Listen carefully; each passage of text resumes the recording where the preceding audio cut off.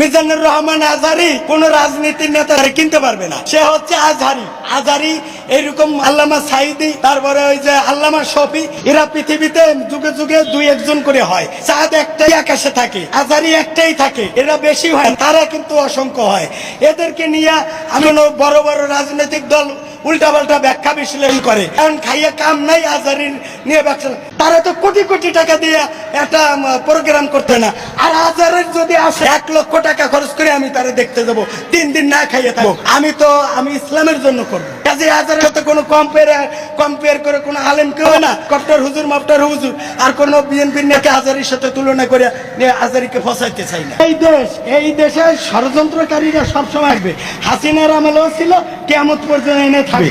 হাসিনার আমলেও আজহারিরা ধাওয়াইছে, কয়দিন পরে এইখানে যারা ক্ষমতায় যাইতে চায়, খুব পাওয়ার দেয়, তারাও ওনারে ভাগাইবো। কারণ ইসলাম থাকলে এরা লুটে ফুটে খাইতে পারে না, এই জন্য আজহারির বিরুদ্ধে ক্ষুব্ধ হয়।